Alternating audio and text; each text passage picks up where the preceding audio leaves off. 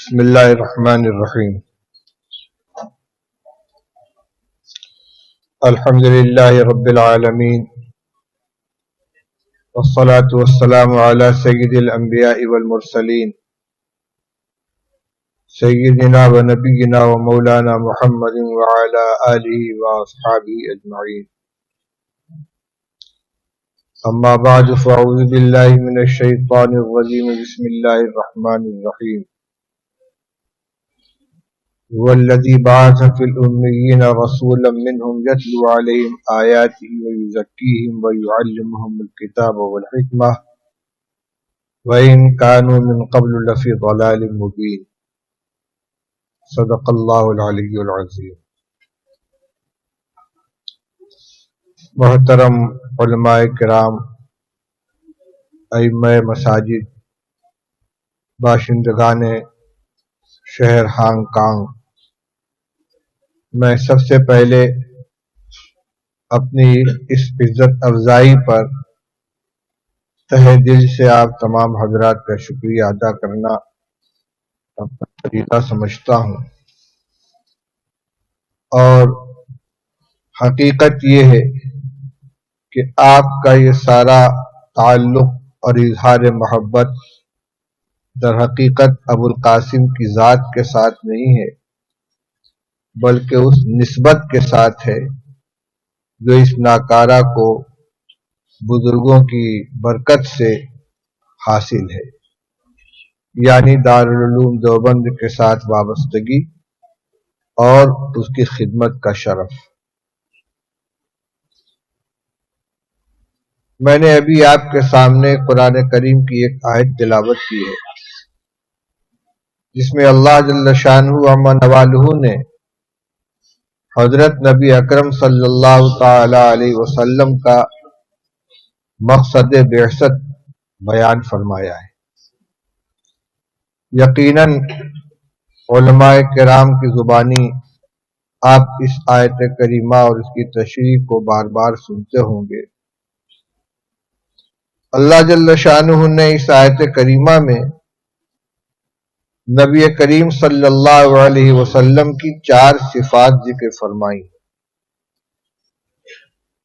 یتلو علیہم آیاتہ، اللہ کی طرف سے جو آیات نازل ہوتی ہیں آپ ان کی تلاوت فرماتے ہیں، پڑھ کر سناتے ہیں۔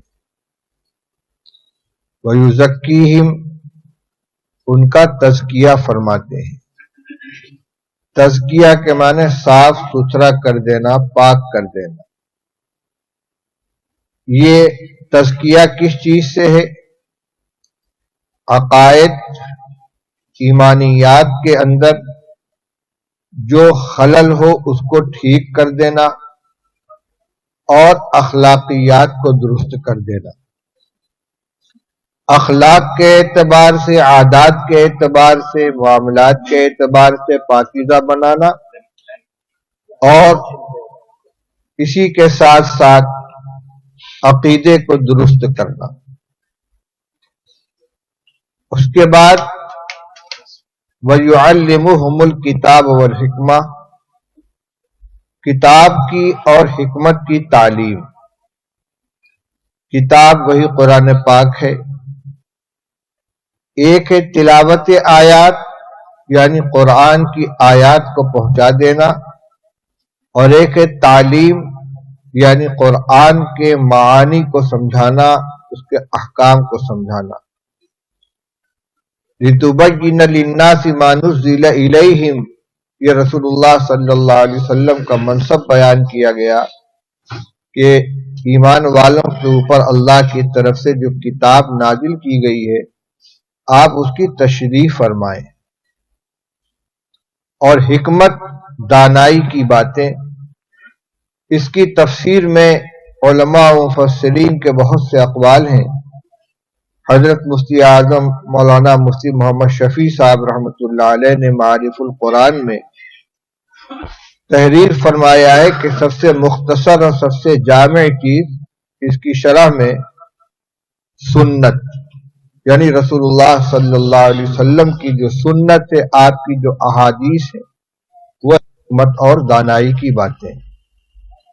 اور خود رسول اللہ صلی اللہ علیہ وسلم نے ارشاد فرمایا اوتیت القرآن ومثلہ معہ، مجھے قرآن کے ساتھ اسی کے مانند اور بھی دیا گیا، یعنی آپ کی جو احادیث ہیں، آپ کے جو ارشادات ہیں، آپ کے جو معمولات ہیں، وہ بھی وحی الہی کا ایک حصہ ہے، کیونکہ آپ کا کام کیا ہے؟ ما ينطق عن الہوی ان هو الا وحی یوحی، آپ اپنی خواہش سے کوئی بات نہیں فرماتے، جو کچھ فرماتے ہیں اللہ کی طرف سے وحی ہوتی ہے۔ اسی لیے علماء نے وحی کی دو قسمیں کی ہیں، ایک وحی متلو، تلاوت کی جانے والی وحی جو قرآن پاک ہے، ایک وحی غیر متلو یعنی رسول اللہ صلی اللہ علیہ وسلم کے ارشادات۔ آپ صلی اللہ علیہ وسلم کے دنیا سے پردہ فرما جانے کے بعد آپ کا جو نبوت تھا، کار منصبی تھا، وہ آپ کی امت کے سپرد ہوا، براہ راست صحابہ کرام رضی اللہ تعالی عنہ اس کے حامل بنے، اور آپ کے ارشاد کی بموجب الانبیاء ورثۃ العلماء، انبیاء علیہ الصلوۃ والسلام کے ورثہ علماء امت ہیں۔ وارث کو مورث کی تمام ذمہ داری سنبھالنی ہوتی ہے، اس لیے جو کار نبوت تھا یعنی تلاوت آیات، تزکیہ اور تعلیم کتاب و حکمت، اس کو جماعت علماء نے پوری کی پوری ذمہ داری کے ساتھ سنبھالا۔ خود رسول اللہ صلی اللہ علیہ وسلم نے صحابہ کرام رضی اللہ تعالیٰ عنہ کو مخاطب کر کے فرمایا تھا الا فلیبلغ الشاہد الغائب منکم، کہ جو موجود ہیں، جن تک یہ دین پہنچ چکا ہے، وہ اس کو اگلی امت تک، اگلی نسل تک پہنچائیں۔ الحمدللہ ہر دور کے علماء حق نے اس ذمہ داری کو کما حق ادا کیا، اور انہی کا احسان ہے کہ آج تقریباً 14 صدی مکمل ہو جانے کے بعد ہم اللہ اس کے رسول صلی اللہ علیہ وسلم کا نام جانتے ہیں، اور بغیر کسی آمیزش کے صحیح دین ہمارے پاس موجود ہے۔ اللہ کے رسول صلی اللہ علیہ وسلم نے پیشین گوئی فرمائی تھی یحمل هذا العلم من كل خلف عدوله ينفون عنه تأویل الجاہلین وتحریف الغالین وانتحال المبطلین، او کما قال رسول اللہ صلی اللہ علیہ وسلم۔ ارشاد فرمایا کہ اس علم کو ہمیشہ من کل خلف عدول ہو، ہر پیچھے والے سے جو اگلے لوگ ہوں گے عادل معتدل مزاج صحیح سمجھ رکھنے والے، وہ اس کو حاصل کریں گے۔ اور ان کا کام کیا ہوگا؟ 3 کام بتلائے۔ فرمایا کہ جاہلوں کے ذریعے دین کے اندر جو کچھ تحریف ہو جائے گی اس کو وہ دور کریں گے۔ غلو پسند لوگوں کی طرف سے جو تعویلات ہوں گی، اصل صحیح معنی کو چھوڑ کر احادیث کے، آیات کے جو غلط معنی بیان کیے جائیں گے ان کی تصحیح کریں گے۔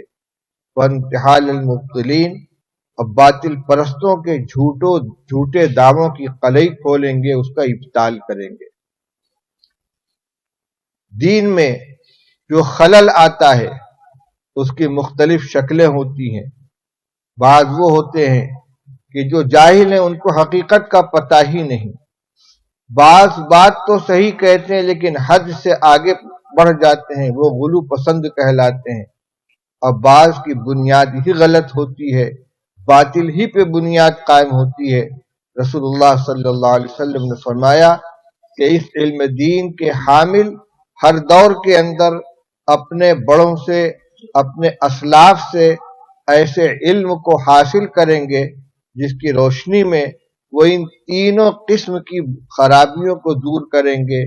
دین میں جو غلط تعویلات ہوں گی، جو تحریفات ہوں گی، جو باطل دعوے ہوں گے، ان کا ابطال کرتے رہیں گے۔ اسی طرح ایک روایت میں رسول اللہ صلی اللہ علیہ وسلم نے ارشاد فرمایا یبعث ان اللہ یبعث لہذہ الامۃ علی رأس کل مئۃ سنۃ من یجدد لہا دینہا او کما قال رسول اللہ صلی اللہ علیہ وسلم۔ اللہ تعالی اس امت کے اندر ہر 100 سال کے سرے پر ایسے افراد کو پیدا فرمائیں گے کہ جو دین کی تجدید کریں گے، غلط چیزوں کی جو آمیزش ہو گئی ان کی نشاندہی کریں گے، چاہے ان کا تعلق اخلاق سے ہو، اعمال سے ہو، عقائد سے ہو، معاملات سے ہو۔ یہ کام ہر صدی کے اندر ہوتا رہے گا۔ چنانچہ بالاتفاق اس امت کے سب سے پہلے مجدد حضرت سیدنا عمر ابن عبد العزیز رحمۃ اللہ علیہ ہوئے ہیں۔ ملوک بنی امیہ کی طرف سے جو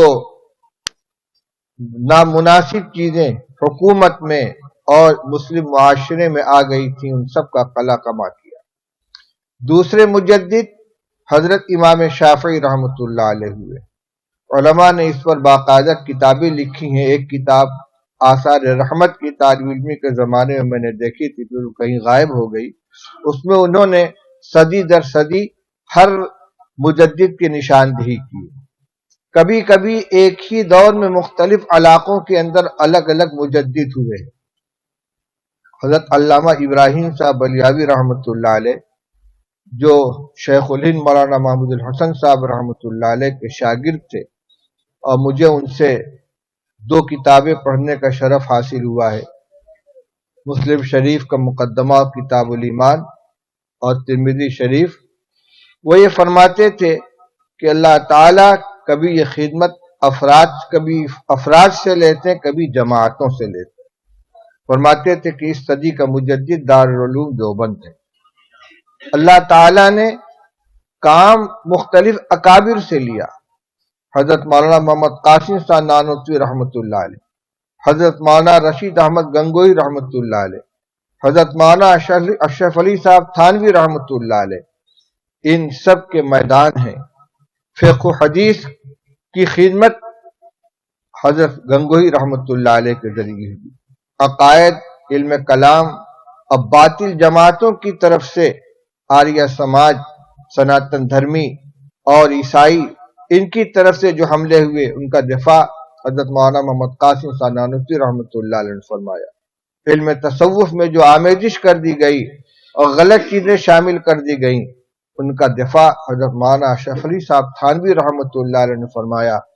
اور ابھی ہمارے بھائی محمد الیاس صاحب نے نام لیا تھا، سید الطائفہ حضرت حاجی امداد اللہ صاحب مہاجر مکی رحمۃ اللہ علیہ کا، یہ سب کے سب فیض یافتہ تھے اسی سرچشمہ علم و ہدایت کے۔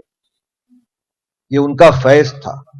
وہ عرفی عالم نہیں تھے، لیکن اللہ تعالیٰ نے ان کو وہ علم لدنی عطا فرمایا تھا کہ حضرت مولانا محمد قاسم صاحب نانوتوی رحمۃ اللہ علیہ، الامام محمد قاسم النانوتوی، وہ فرماتے تھے کہ لوگ تو حضرت حاجی صاحب کے معتقد ہوئے ان کے تصوف کی بنا پر، ان کی بزرگی کی بنا پر، اور میں حاجی صاحب کا معتقد ہوا ان کے علم کی بنا پر۔ یہ ان کا فیض تھا۔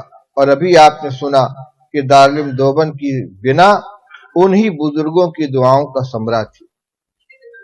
یہ جماعت اس نے ہر باطل نظریے کا، ہر باطل تحریک کا مقابلہ کیا، اور اللہ تعالیٰ نے ہمارے بزرگوں میں ایسی ایمانی حس پیدا فرما دی تھی، ایسا شعور پیدا فرما دیا تھا کہ جس فتنے اور جس غلط تحریک کا احساس لوگوں کو کافی عرصہ گزر جانے کے بعد اور اس کے برگبار سامنے آ جانے کے بعد ہوا، ہمارے بزرگوں کو روز اول ہی اس کا احساس ہو گیا، پہلے ہی دن اس کا احساس ہو گیا، اور انہوں نے اس کو منکر قرار دیا۔ منکر جانتے ہیں؟ ایک ہوتا معروف، جس کو طبیعت قبول کرتی ہے، جو فطرت سلیمہ کے نزدیک قابل قبول ہوتی ہے، جو پہچانی ہوئی ہے، اور ایک منکر، اوپری چیز، بھئی یہ چیز صحیح سمجھ میں نہیں آ رہی، اس پچھلی ایک دو صدی کے اندر ہندوستان یا یوں کہہ لیجیے بر صغیر کے اندر کئی فتنے پیدا ہوئے عقیدے کے اعتبار سے، علم کے نام پر۔ سب سے پہلے اس پہ قدغن لگانے والے، اس کا احساس کرنے والے ہمارے یہی اکابر۔ میں ایک مثال آپ کے سامنے پیش کرتا ہوں۔ ابو الاعلی مودودی صاحب بہت اچھے انشا پرداز، بہترین ادیب، بہترین لکھنے والے، انہوں نے ایک تحریک شروع کی اور ایسی جاذبیت تھی اس میں کہ بڑے بڑے اکابر ان کی طرف کھنچتے چلے گئے، بر صغیر کے بڑے بڑے علماء ان کے قریب ہوتے چلے گئے۔ حضرت مولانا سید ابو الحسن علی ندوی، حضرت مولانا منظور احمد نعمانی، حضرت مولانا عبد الرحیم اشرف، مولانا امین حسن اصلاحی، مولانا صبغت اللہ بختیاری، مولانا نجم الدین اصلاحی، مولانا ابو اللیث ندوی، ایک فہرست ہے تمام کے تمام، یعنی اتنے معتقد ہو گئے کہ مولانا منظور احمد نعمانی رحمۃ اللہ علیہ نے بریلی کو خیرباد کہہ کے سیالکوٹ تھا نا مرکز ان کا، لاہور، وہاں کا سفر کیا تو اس کا نام ہجرت رکھا۔ لیکن اسی وقت حضرت مولانا سید حسین احمد مدنی رحمۃ اللہ علیہ نے فرمایا بھائی یہ چیز مجھے کچھ عجیب سی نظر آ رہی ہے، رائے حق سے منحرف ہے۔ کہاں سے پکڑا انہوں نے؟ جب دستور شائع ہوا جماعت اسلامی کا تو اس کی دفعہ 6 میں یہ بات لکھی ہوئی تھی کہ کسی اللہ اور اس کے رسول کے علاوہ کسی کو تنقید سے بالا تر نہ سمجھے، کسی کی ذہنی غلامی میں مبتلا نہ ہو، بلکہ ہر شخص کو اسی معیار کے اوپر پرکھے۔ اس میں اللہ اور اس کے رسول کے علاوہ کسی کو، ایک عام لفظ تھا، کسی کی نشاندہی نہیں کی تھی۔ لیکن حضرت مولانا سید حسین احمد مدنی رحمۃ اللہ علیہ نے فوراً یہ سوال کھڑا کیا کہ صحابہ کرام رضی اللہ تعالیٰ عنہ کے بارے میں آپ کا کیا کہنا ہے؟ کیا وہ بھی عام امت کی طرح ہماری تنقید کا نشانہ بن سکتے ہیں؟ ہمیں ان کے بھی اقوال و افعال و معاملات کو پرکھنے کا حق حاصل ہے؟ مودودی صاحب نے کہا جی ہاں۔ یہیں سے اختلاف کی بنیاد شروع ہوئی ہے، اور آپ پوری تحریک کو دیکھیں گے تو اس میں یہی چیز سب سے زیادہ نمایاں ہے، کیونکہ جو نظریات ہیں حکومت الہیہ کا قیام، ان کے چند اصطلاحات، لیکن اہل حق علماء سے جو اختلاف ہوا ہے تو اسی پر کہ صحابہ رضی اللہ تعالیٰ عنہ معیار حق ہیں یا نہیں۔ بعد میں حضرت مولانا محمد زکریا صاحب رحمۃ اللہ علیہ، شیخ الحدیث مظاہر سہارنپور، جن کی کوئی تصنیف آپ کسی فرقے یا کسی جماعت کی رد میں نہیں دیکھیں گے۔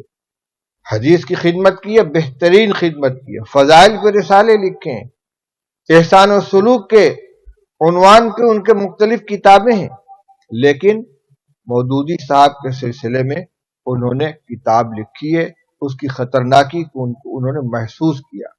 یہ حس اللہ تعالیٰ نے عطا فرمائی اکابر علماء دیوبند کو۔ تو میں یہ عرض کر رہا تھا کہ یہ کام اللہ تعالیٰ نے جماعت علماء دیوبند سے لیا۔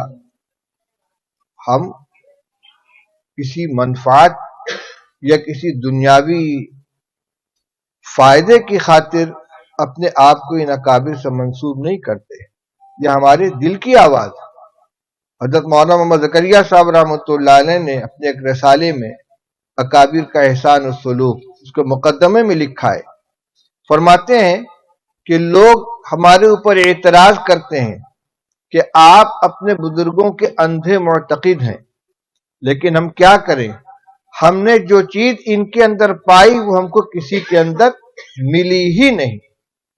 تو میرے بھائیوں بزرگوں، اللہ تعالیٰ کا شکر ادا کرنا چاہیے کہ اس نے ہمیں علماء حق کے دامن سے وابستہ فرما دیا اور ان کے دامن سے جوڑ کر ہمارے ایمان کی، ہمارے عقیدے کی، ہمارے اخلاق کی، ہمارے اعمال کی حفاظت کا سامان وہاں پہنچا دیا۔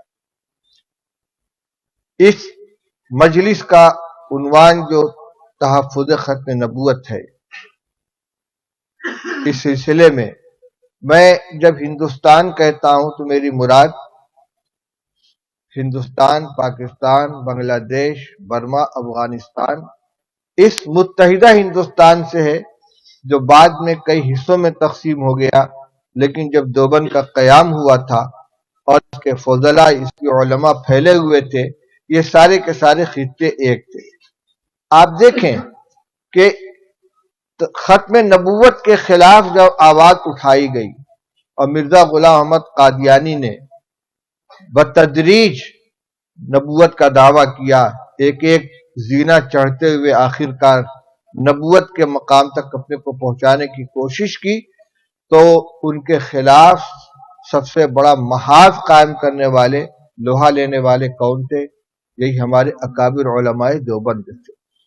کچھ اکابر وہ تھے جیسے علامہ سید عطا اللہ شاہ بخاری جی رحمہ اللہ تعالی، اور بعد میں مولانا منظور احمد صاحب چنوٹی، اخیر میں مولانا اللہ وسایہ صاحب۔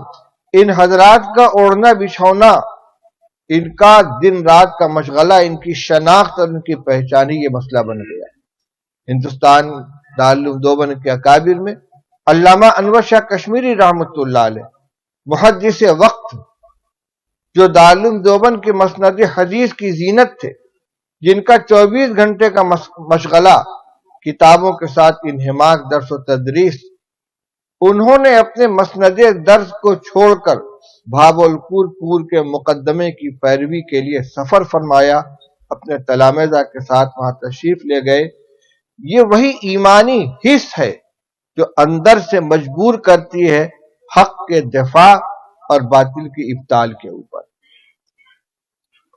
بعض لوگ پوچھتے ہیں علماء دیوبند کیا ہیں؟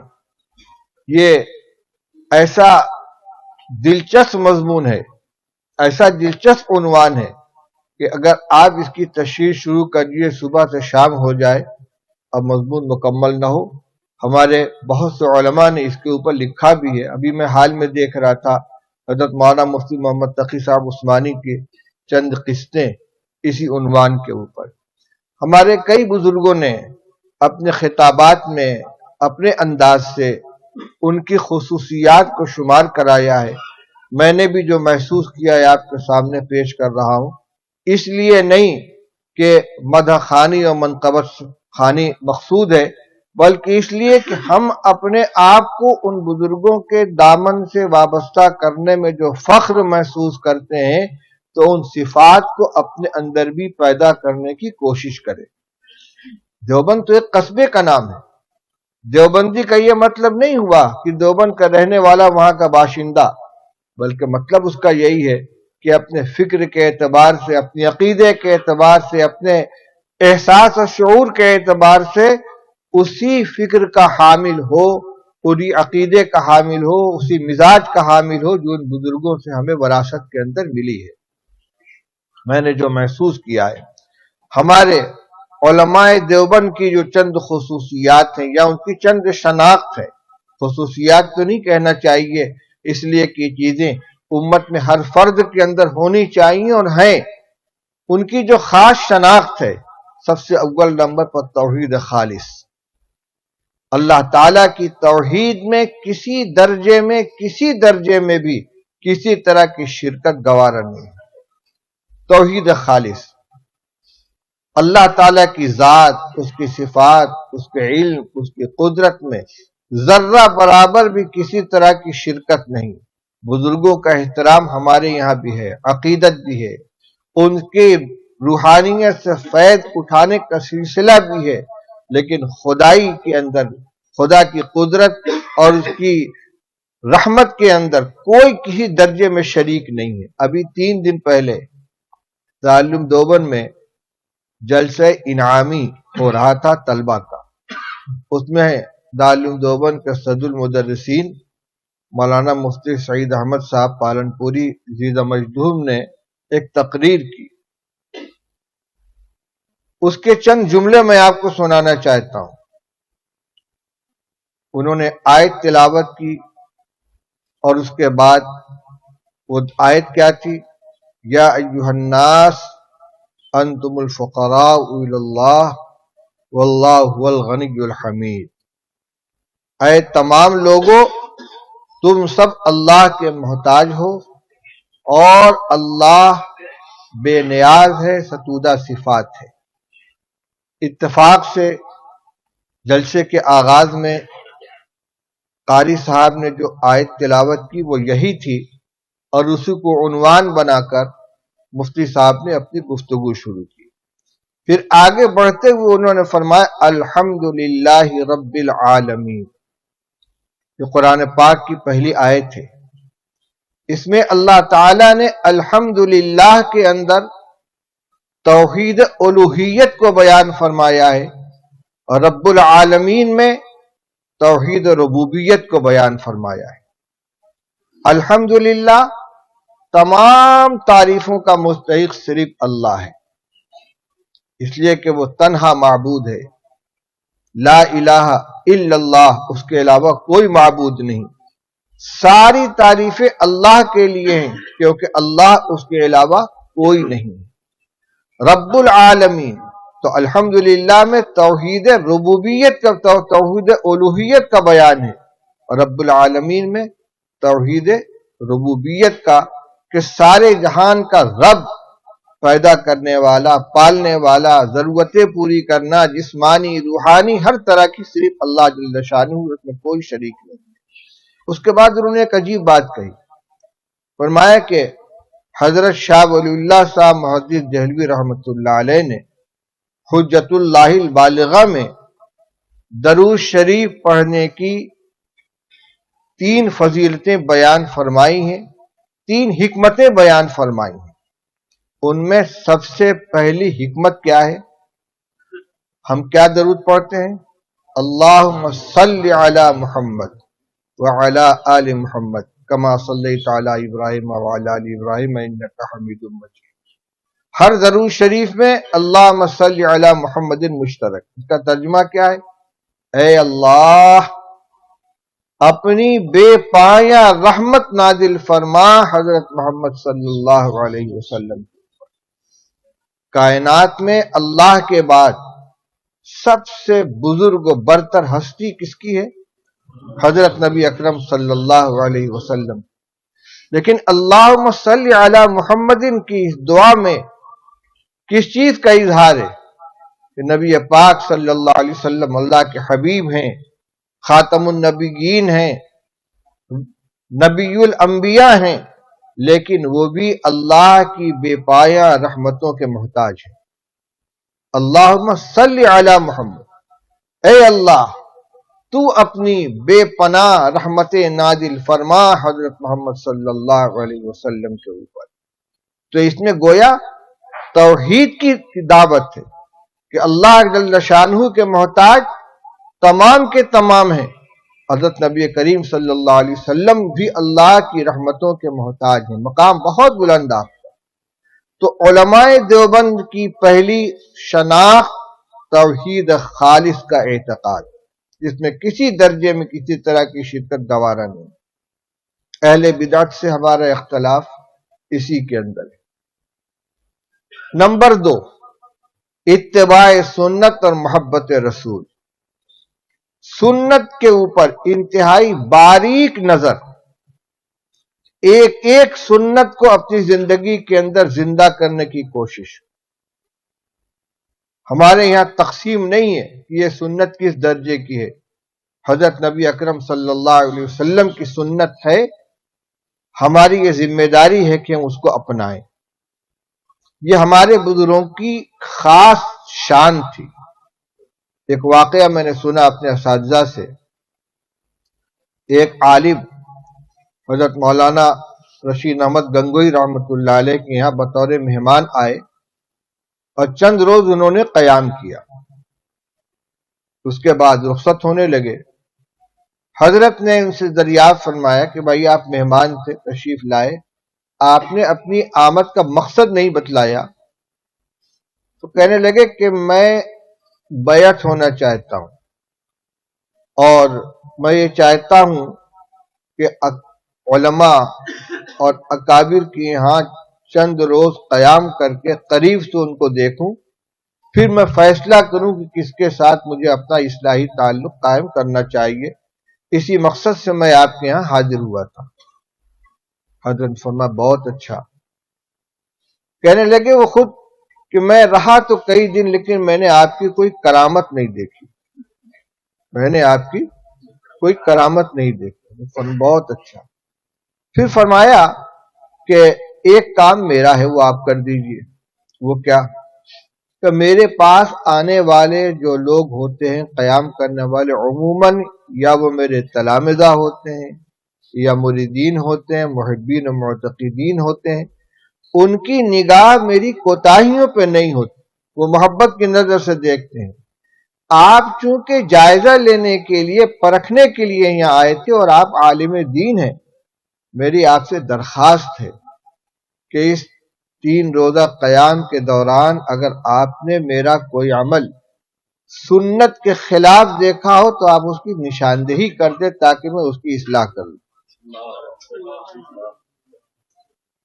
ان صاحب نے تھوڑی دیر اپنا سر جھکائے رکھا، اس کے بعد سر اٹھا کر کہنے لگے مولانا میں نے بہت غور کیا، کوئی چیز، کوئی عمل آپ کا مجھے خلاف سنت نظر نہیں آئی۔ حضرت کے اندر ایک کیفیت پیدا ہو گئی، فرمایا الحمدللہ مجھے کرامت کا شوق نہیں ہے، اللہ مجھے اپنے حبیب صلی اللہ علیہ وسلم کی سنتوں کی پیروی عطا فرمائے۔ سب سے بڑی کرامت۔ انہی حضرت گنگوئی رحمۃ اللہ علیہ کا واقعہ، آج تو یہ چیز علمی طور سے طلبہ اور درسگاہ کے اندر عام ہے، لیکن ایک مرتبہ درسگاہ میں پڑھنے حضرت گنگوئی رحمۃ اللہ علیہ بیک وقت فقیہ بھی تھے، محدث بھی تھے، استاد بھی تھے اور صاحب خانقاہ بھی تھے۔ تنہا دور حدیث پڑھاتے تھے، اکیلے صحیح ستہ کے درس تنہا دیتے تھے اور سال بھر میں کتاب مکمل ہو جاتی تھی۔ ان کے سب سے آخری شاگرد، سب سے آخری جماعت جو پڑھنے والی ہے تو حضرت مولانا محمد زکریا صاحب رحمۃ اللہ علیہ کے والد مولانا محمد یحییٰ صاحب اور مولانا محمد یحییٰ صاحب کے چھوٹے بھائی حضرت مولانا محمد الیاس صاحب، یہ دونوں حضرات آخری شاگرد۔ تو درس میں ایک مرتبہ حضرت کی غیر موجودگی میں یہ گفتگو ہونے لگی کہ بھائی 2 سنتیں ہمارے سامنے ہیں، بظاہر دونوں میں تعارض معلوم ہوتا ہے۔ ایک سنت مسجد میں داخل ہونے اور نکلنے کی، اور ایک سنت ہے چپل اور جوتا پہننے کی اور اتارنے کی۔ مسجد میں داخل ہونے کی سنت یہ کہ پہلے دایاں قدم پڑے، نکلنے کی سنت یہ کہ پہلے بایاں نکالو، اور جوتا پہننے کی سنت یہ کہ پہلے دائیں پیر میں پہنو اور نکالنا ہو تو پہلے بائیں پیر سے نکالو۔ اب دونوں پر ایک ساتھ کیسے عمل ہوگا؟ ہم مسجد میں جا رہے ہیں، اگر پہلے بایاں پیر نکال کے مسجد میں رکھتے ہیں تو داخلے کی سنت چھوٹی، دایاں پیر نکال کے رکھتے ہیں تو جوتا اتارنے کی سنت چھوٹی۔ اسی طرح مسجد سے نکلنے کے وقت پہلے بایاں پیر نکال کے چپل پہنتے ہیں تو اس کی سنت چھوٹتی ہے، دایاں پیر نکال کے چپل پہنتے ہیں تو چپل پہننے کی سنت ادا ہو گئی اور نکلنے کی سنت چھوٹ گئی۔ دونوں پر کیسے عمل ہو؟ طے یہ ہوا کہ حضرت جب اپنی سہدری سے اٹھ کر مسجد میں تشریف لے جانے لگے تو اس وقت دیکھنا چاہیے کہ کیا عمل کرتے ہیں، کیونکہ حضرت کا عمل سنت کے مطابق ہوتا ہے۔ حضرت تشریف لائے، سہدری سے اٹھے، مسجد کے دروازے پر پہنچے، بائیں پیر سے آپ نے جوتی اتاری، پیر اسی کے اوپر رکھ لیا، پھر دائیں پیر سے چپل سے اپنا پیر نکالا اور مسجد میں رکھا۔ دونوں پر عمل ہو گیا۔ اسی طرح جب مسجد سے نکلنے لگے تو پہلے بایاں پیر نکالا، چپل کے اوپر رکھا، پھر دایاں پیر نکالا، چپل کے اندر داخل کی۔ سنت کی تعلیم حضرت کے عمل سے، اور اس کے بعد غالباً یہ بھی ہوا کہ درس کے اندر انہی طلبہ نے حضرت کے سامنے یہی سوال پیش کیا کہ حضرت یہ 2 سنتیں ہیں، ان دونوں پر ایک ساتھ کیسے عمل؟ حضرت فرما ہاں بھائی ہے تو بات قابل غور، کیا کرنا چاہیے؟ انہوں نے کہا حضرت ہم نے آپ کو ایسا عمل کرتے ہوئے دیکھا. فرما ہاں اس طرح دونوں پر عمل ہو جائے گا.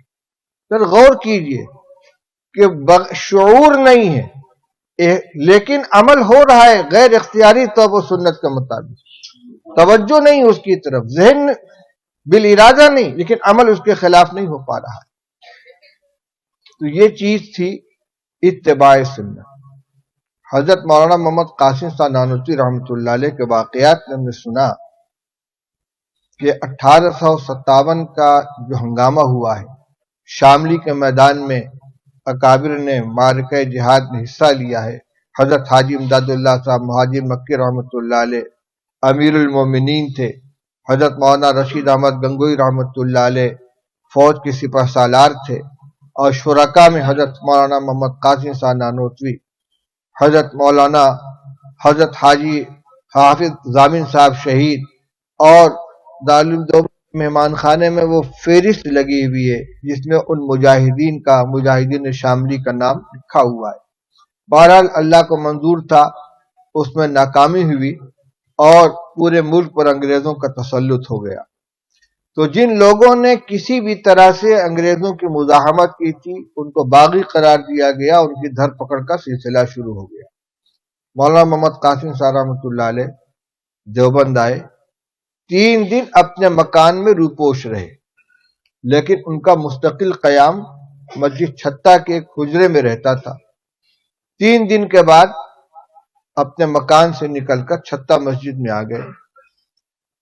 لوگوں نے کہا حضرت ابھی موقع مناسب نہیں ہے، انگریز کے جاسوس بو سونگتے پھر رہے ہیں، کسی وقت بھی گرفتاری ہو سکتی ہے، ابھی آپ مکان کے اندر ہی رہیں. جانتے ہیں کیا جواب دیا تھا؟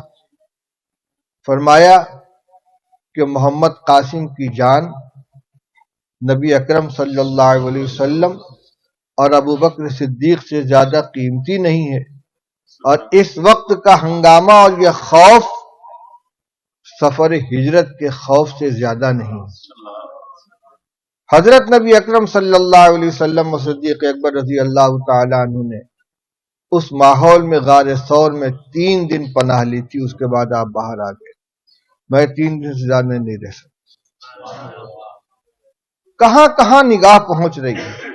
اضطراری حالات کے اندر بھی اس پر نگاہ ہے کہ ایسے حالات میں نبی اکرم صلی اللہ تعالی علیہ وسلم کی سنت کیا رہی ہے ہر عمل کے اندر.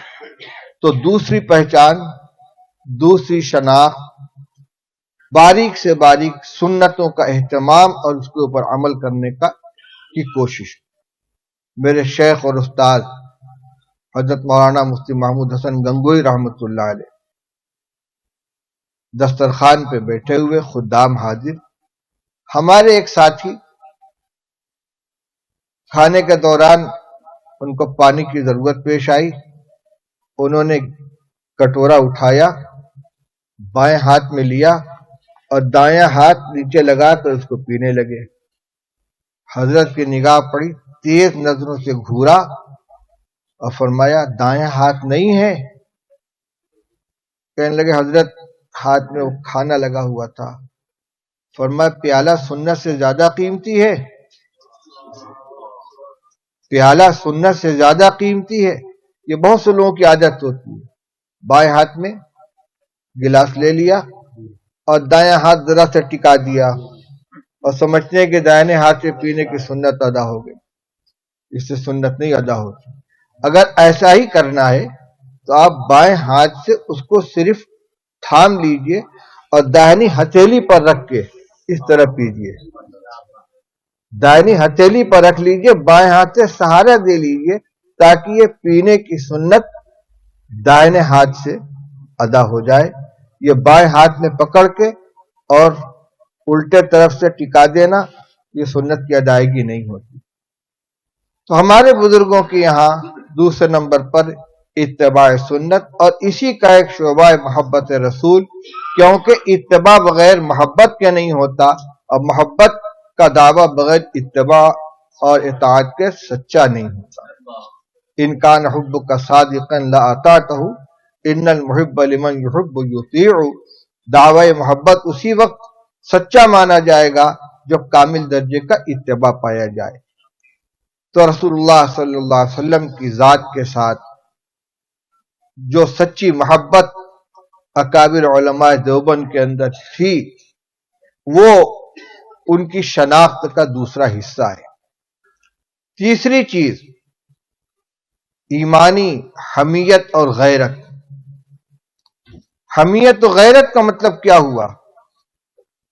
ان چیزوں میں عقیدہ توحید، رسول اللہ صلی اللہ علیہ وسلم کے تعلق سے ہمارے جتنے عقیدے ہیں، آپ کی رسالت و نبوت، آپ کا خاتم النبیین ہونا، آپ کی سنتیں، ان تمام چیزوں میں کہیں سے اگر کوئی خلل پیدا ہو جائے یا جو بنیادی عقیدے ہیں ہمارے ان میں کوئی رخنہ ڈالنے کی کوشش کرے تو فوراً اس کا احساس پیدا ہو جائے اور پھر اس کے دفعیہ کے لیے، اس کا ازالہ کرنے کے لیے، اس کا مقابلہ کرنے کے لیے تن من دھن سب کی بازی لگا دے اور اس کو اپنا فریضہ سمجھے. میں نے آج گفتگو شروع کی تھی وہاں سے کہ اللہ تعالیٰ نے ہمارے اکابر کی جماعت کو کے ذریعے سے تجدید کا کام لیا ہے. آپ دیکھیں مولانا اشرف علی صاحب تھانوی رحمۃ اللہ علیہ، انہوں نے ایک طرف یعنی عجیب و غریب شان تھی مولانا تھانوی رحمۃ اللہ علیہ کی، مدرسہ بھی تھا، پڑھاتے بھی تھے، فتاوا بھی ان کے بے شمار ہیں، متاخرین علماء میں ان کی تعداد کے برابر کسی کے تصانیف نہیں ہیں، اور وہ بھی مختلف موضوعات کے اوپر. خانقاہ کا ایک مستقل سلسلہ تھا اور اسی کے ساتھ ساتھ بدعات اور رسومات کے خلاف ان کا محاذ، اصلاح الرسوم، اغلاط العوام، بہشتی زیور، التکشف عن مہمات التصوف. جہاں جہاں انہوں نے کوتاہیاں دیکھی ان کی اصلاح کے لیے قلم اٹھایا، انگلی رکھی. تصوف میں بہت سی جاہلانہ رسمیں شامل ہو گئی تھیں. مولانا تھانوی رحمۃ اللہ علیہ نے عجیب و غریب علوم اللہ نے ان کو عطا فرمائے تھے. تفسیر بیان القرآن کے حاشیے پر ایک مستقل مختصر حاشیہ ہے جس میں قرآنی آیات سے انہوں نے اصول تصوف کو ثابت فرمایا ہے. اسی طرح التکشف عن مہمات التصوف اور ایک کتاب مستقل ہے جس میں احادیث طیبہ میں ان اصول کو بیان فرمایا ہے جو اکابر صوفیہ و مشائخ کے یہاں پیش نظر ہوتی ہیں، جن کو پیدا کرنے کی کوشش کی جاتی ہے. تو یہ اس لائن میں اس تصوف اور پیری مریدی کے لائن سے جو خرابیاں پیدا ہو گئی تھیں ان کی اصلاح حضرت تھانوی رحمۃ اللہ علیہ نے کی. ابھی میں نے ذکر کیا تھا کہ ختم نبوت کی حفاظت کے لیے علامہ انور شاہ کشمیری رحمۃ اللہ علیہ اپنے تلامذہ کی ایک پوری ٹیم لے کر پہنچے تھے، اور وہاں سے واپس آنے کے بعد بھی الحمدللہ یہ کام جاری رہا، اور اب دارالعلوم دیوبند کے اندر عالمی تحفظ ختم نبوت کا دفتر ہے اور وہیں پر اس کا قیام عمل میں آیا.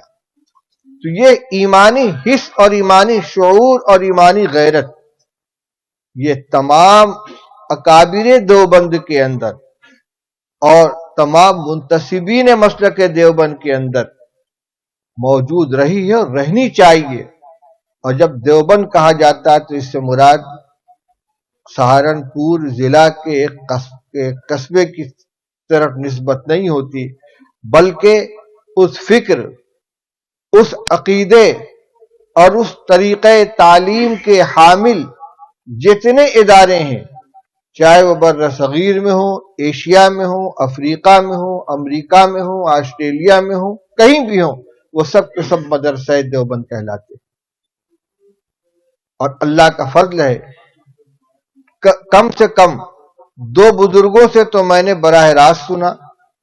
جو عالمی سفر کرنے والے لوگ ہیں، ایک شریم امام حرم اور ایک پیر ذوالفقار صاحب پاکستان کے، ان دونوں حضرات نے دارالعلوم دیوبند کے اندر بیان کیا، اور اس سے پہلے شیخ عبداللہ سبیل جو امام حرم تھے وہ تشریف لا چکے تھے میرے دیوبند پہنچنے سے پہلے، انہوں نے بھی یہ بات بیان کی کہ مجھے دنیا کے ہر اس خطے میں جانے کا موقع ملا ہے جہاں مسلمانوں کی تھوڑی سی بھی تعداد آباد ہے اور وہاں دین کا کچھ کام ہو رہا ہے، چاہے وہ جنگل ہو، پہاڑ ہو، بیابان ہو، ترقی یافتہ شہر ہو، کوئی چھوٹی سی بستی ہو، جزائر ہو، ہر جگہ گیا ہوں اور وہاں کے دینی حلقوں میں پہنچ کر کام کرنے کا، لوگوں سے ملاقات کرنے کا موقع ملا۔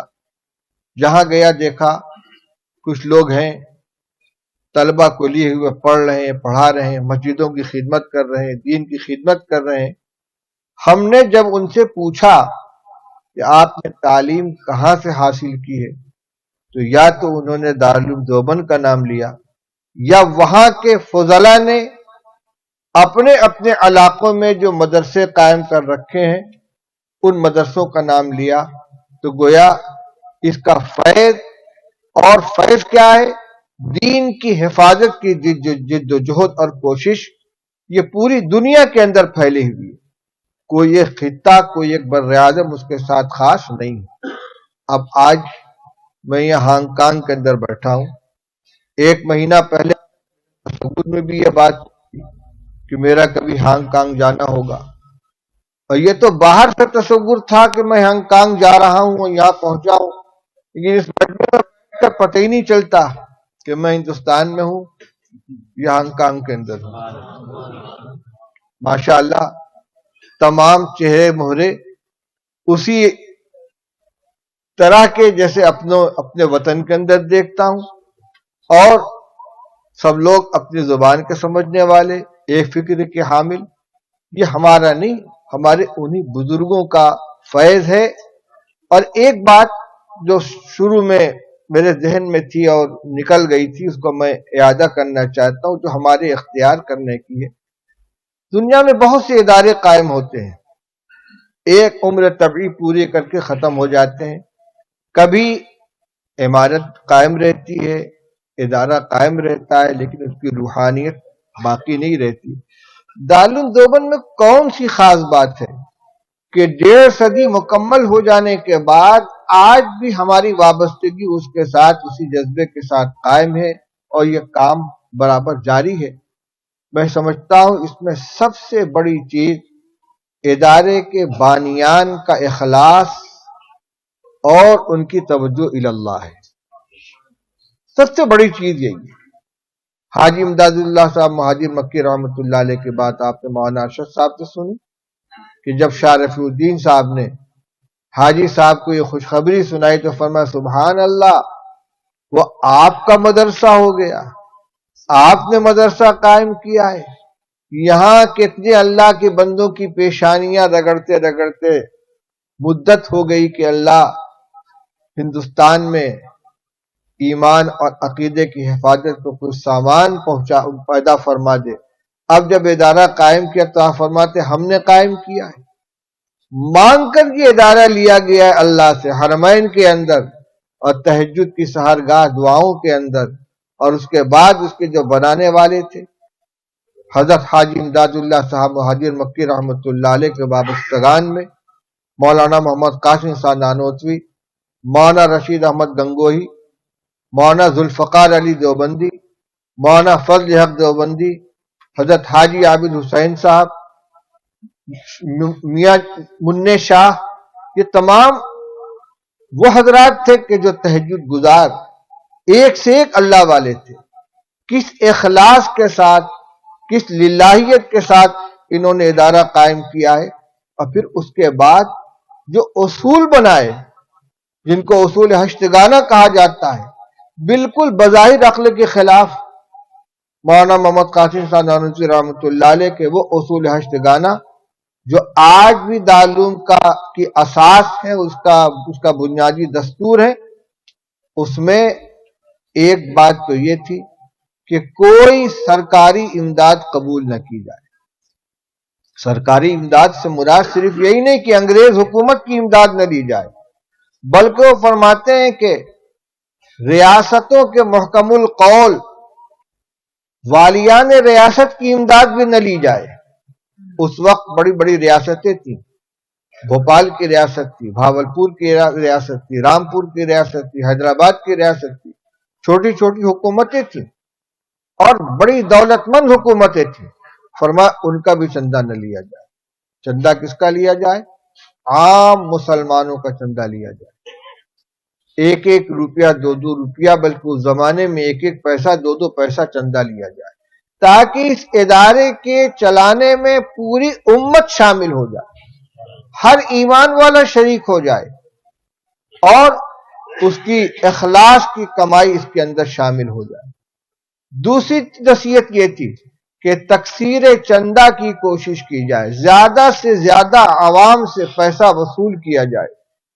اور تیسری چیز ہے تکثیر طلبہ، زیادہ سے زیادہ طلبہ اس کے اندر لائے جائیں اور اساتذہ سب متحد المشرب ہوں، ان کے درمیان آپس میں عقیدے کے اعتبار سے، خیالات کے اعتبار سے کوئی اختلاف نہ ہو۔ جتنی بنیادیں تھیں اس میں عمارت کے بارے میں کوئی ہدایت نہیں کہ عمارت کیسی ہونی چاہیے، مطبخ کے بارے میں کوئی ہدایت نہیں ہے کھانا کس معیار کا ہونا چاہیے۔ سب کا تعلق دل کی آواز، اللہ کی طرف توجہ، اخلاص و للہیت سے۔ یہ وہ چیز تھی کہ 1.5 صدی گزر جانے کے بعد بھی وہ رشتہ قائم ہے۔ ہم جیسے لوگ جو آج دارالعلوم کے در و بست پر حاوی ہیں، جن کے ذمے یہ خدمت ہے، اگر صرف ان کا واسطہ ہوتا تو دارالعلوم بھی ایک ادارہ ہے اور بہت سے ادارے ہیں، نہ جانے کہاں پہنچا ہوتا، لیکن میں سمجھتا ہوں کہ اس کا سوتا جو وہاں سے جڑا ہوا ہے یہ اسی کی برکت سے کہ آج یہ چل رہا ہے۔ اور اس کے ذکر کرنے کا مقصد یہ ہے کہ ہم بھی اپنے دینی کاموں کے لیے، دینی اداروں کے لیے، دینی خدمتوں کے لیے ان 2 چیزوں کو بنیاد بنا کر رکھیں: توجہ اللہ، اخلاص، دعاؤں کا اہتمام۔ اسباب ضرور اختیار کریں، لیکن جو کام بھی کریں اللہ کی رضا کے لیے کریں، اس کی خوشنودی کے لیے کریں، یہ سوچ کر کہ حضرت نبی اکرم صلی اللہ تعالی علیہ وسلم نے جو امانت ہمارے سپرد فرمائی تھی، خواہ وہ علماء ہوں، خواہ امت کے عام افراد ہوں، اس کی حفاظت ہماری اپنی ذمہ داری ہے۔ اپنے اعمال کو، اخلاق کو، معاملات کو سنت کے مطابق ڈھالنے کی کوشش کریں۔ جن اکابر کے ساتھ ہم نے اپنا دامن جوڑا ہے، نسبت جوڑی ہے، اس وجہ سے نہیں کہ یہ ہمارے متبوع ہیں، یہ ہماری مقتدا ہیں اپنی ذات سے، بلکہ اس لیے کہ یہ نمونہ ہے حضرت نبی اکرم صلی اللہ علیہ وسلم کی سنت کے۔ صحابہ کرام رضی اللہ تعالیٰ عنہ کے ساتھ ان کو تعلق ہے، ان کے ساتھ وابستگی ہے۔ میں نے جو چند شناخت ذکر کی اس میں ایک اہم جز رہ گیا، عظمت صحابہ کا۔ عظمت صحابہ یہ اکابر علماء دیوبند کی شناخت میں ایک اہم مقام کی حامل ہے۔ ہمارے استاد حضرت مولانا سید فخر الدین صاحب مراد آبادی رحمۃ اللہ علیہ، جسے بخاری شریف پڑھی ہے اور وہ شیخ الہند رحمۃ اللہ علیہ کے براہ راست شاگرد تھے، وہ درس میں فرماتے تھے کہ کسی جماعت کے حق یا باطل پر ہونے کو اگر پرکھنا ہے تو یہ دیکھ لو کہ صحابہ رضی اللہ تعالیٰ عنہ کے بارے میں ان کا کیا خیال ہے۔ عجیب و غریب بات فرمائی، دور صحابہ سے جتنے فرقے پیدا ہوئے ہیں، معتزلہ ہوں، رافضی ہوں، خوارج ہوں یا بعد کے جتنے فرقے ہیں، سب کی بنیاد یہی ہے، کہیں غلو پایا گیا، کہیں خروج پایا گیا۔ خوارج حضرت عثمان اور حضرت علی رضی اللہ تعالیٰ عنہ کے بارے میں بد زبان تھے۔ روافض حضرت شیخین رضی اللہ تعالیٰ عنہ کے بارے میں گستاخ، حضرت علی رضی اللہ تعالیٰ عنہ کے ساتھ عقیدت میں غلو، حد سے اعتدال۔ بعد میں جو جماعتیں پیدا ہوئی ہیں حالیہ صدیوں کے اندر، ان میں بھی جو خرابی آئی ہے اسی وجہ سے کہ مقام صحابہ جو حقیقی شریعت کا دیا ہوا اس کو یا تو اس کے اندر غلو کیا ہے یا اس کے ساتھ افراط ہے یا تفریط ہے۔ تو صحابہ رضی اللہ تعالی عنہم کے صحیح مقام کو پہچاننا اور ان کے ساتھ وہ معاملہ کرنا کہ جو مقام ان کو رسول اللہ صلی اللہ علیہ وسلم نے دیا تھا، یہ ایک مستقل موضوع ہے۔ حضور صلی اللہ علیہ وسلم نے صحابہ رضی اللہ تعالیٰ عنہ کے بارے میں کیا کیا ہدایتیں تھیں، اللہ اللہ فی اصحابی لا تتخذوهم غرضا من بعدی ومن احبهم فبحبی احبهم ومن ابغضهم فبغضی ابغضهم، فرمایا اللہ سے ڈرنا میرے صحابہ کے بارے میں، جس نے ان سے محبت کی اس نے میرے ساتھ محبت رکھنے کی وجہ سے ان سے محبت کی، اور جس نے ان سے بغض رکھا اس نے میرے ساتھ بغض رکھنے کی وجہ سے ان سے بغض رکھا۔ من احبهم فبحبی احبهم اور فرمایا لا تتخذوهم غرضا من بعدی، میرے بعد میرے صحابہ کو نشانہ مت بنانا، ان کو ہدف مت بنانا۔ تو صحابہ رضی اللہ تعالیٰ عنہ کے مقام، ان کا جو حقیقی مقام جو نبی کریم صلی اللہ علیہ وسلم نے جس کو جو درجہ دیا ہے، امت نے اجماعی طور پر جن کو جو مقام عطا فرمایا، جو ترتیب فضیلت کے اعتبار سے اسی ترتیب کے ساتھ ان کو بارے میں عقیدہ رکھنا، افراط و تفریط سے بچا کر، یہ علماء دیوبند کی شناخت کے اندر ایک اہم حیثیت رکھتی ہے۔ یہ چند متفرق باتیں میں نے آپ کے سامنے عرض کی، اور میں مبارکباد دیتا ہوں مولانا الیاس صاحب کو، مولانا رشید صاحب کو اور مجلس تحفظ ختم نبوت کے ذمہ داران کو کہ اس دور دراز علاقے کے اندر جنہوں نے یہ شمع روشن کر رکھی ہے۔ یہ عقیدے کا ایک اہم باب ہے، اور یہ موضوع تو اصل میں ہمارے دوست مولانا شاہ عالم صاحب گورکھپوری دعوت برکاتہم کا ہے۔ میں تو برکت حاصل کرنے کے لیے اس قافلے میں شریک ہو گیا ہوں کہ یہ ختم نبوت کا مسئلہ صرف قادیانیت کا مسئلہ نہیں ہے، بلکہ رنگ بدل بدل کر ہر دور میں مختلف نام سے مختلف دعووں کی شکل میں آتا رہتا ہے۔ ہندوستان میں تازہ فتنہ ایک شکیل بن حنیف کا ہے، اور پاکستان میں احمد بن عیسیٰ، کیا نام اس کا، عیسیٰ بن احمد عیسیٰ نام کا مدعی نبوت پیدا ہوا ہے۔ عجیب و غریب خبتی قسم کا آدمی ہے، اور لکل ساقطۃ لاقطہ، کوئی کیسا ہی خلاف عقل دعویٰ کر بیٹھے، ماننے والے فالوور اس کو پیدا ہو جاتے۔ معلوم یہ ہوا کہ ہندوستان میں صرف یوٹیوب کے ذریعے سینکڑوں اس کے فالوور پیدا ہو گئے، اس کے اوپر ایمان لے آئے۔ تو یہ اس عقیدے کی ضد صرف قادیانیت کے عقیدے سے نہیں پڑتی، بلکہ ہر دور میں مختلف انداز سے مختلف دعووں کی شکل میں عقیدہ ختم نبوت کے اوپر حملہ ہوتا رہتا ہے۔ اس لیے یہ ہمارے ایمان اور عقیدے کے تحفظ کی ایک بنیادی تحریک ہے۔ اس سے تمام لوگوں کو جڑنا چاہیے، اور اس کی جو بھی جس وقت جو ضرورت پیش آئے اس کے اندر بڑھ چڑھ کر حصہ لینا چاہیے۔ اللہ تعالی ہم سب کو ایمان و عمل کے اندر قوت عطا فرمائے، اپنی مرضیات پر جینا مرنا ہمیں عطا فرمائے، اور ہم سب کو یہاں جمع ہونا اور جدا ہونا قبول فرمائے۔ وآخر دعوانا الحمدللہ رب العالمین۔ فرما لے بھائی، اللہم صلی علی سیدنا مولانا محمد وعلی آل سیدنا مولانا محمد وبارک وسلم۔ یا رب صلی وسلم دائما ابدا علی حبیبک خیر الخلق کلہم۔ ربنا آتنا فی الدنیا حسنة وفی الآخرة حسنة وقنا عذاب النار۔ اللهم وفقنا لما تحب وترضى من القول والفعل والعمل والنية والهدى۔ اللهم اصلح لنا ديننا الذي هو عصمة أمرنا، واصلح لنا دنيانا التي فيها معاشنا، واصلح لنا آخرتنا التي فيها معادنا۔ اللهم حبب إلينا الإيمان وزينه في قلوبنا، وكره إلينا الكفر والفسوق والعصيان، واجعلنا من الراشدين۔ اللهم إنا نسألك الهدى والتقى والعفاف والغنى۔ اللهم اجعل سريرتنا خيرا من علانيتنا، واجعل علانيتنا صالحة۔ اے اللہ ہم سب کے گناہوں کو معاف فرما دے، ہم سب کی سیئات سے درگزر فرما دے، اے اللہ ہمارے ساتھ کرم کا، فضل کا، رحم کا معاملہ فرما۔ اے اللہ جو بیمار ہیں ان کو شفا عطا فرما۔ اے اللہ جو مقروض ان کو بارقدر سے دوشی نصیب فرما۔ جس کے ذہن میں جو الجھن اس سے نجات عطا فرما۔ اے اللہ ہمارے ایمان کی، اعمال کی، اخلاق کے، عقائد کی حفاظت فرما۔ ہر باطل عمل سے، باطل نظریے سے ہماری حفاظت فرما۔ اے اللہ ہمیں کامل دیندار بنا دے۔ اے اللہ دین اور ایمان پر حملہ کرنے والی تمام جماعتوں کے، تمام تحریکوں کے شر سے ہماری حفاظت فرما۔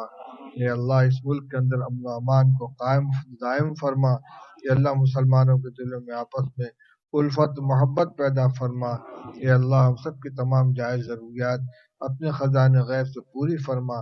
ہمارے جمع ہونے کو قبول فرما، ہمارے جدا ہونے کو قبول فرما، اس اجتماع کو قبول فرما۔ جن مقاصد کے لیے اجتماع کیا گیا اس کے اندر کامیابی نصیب فرما۔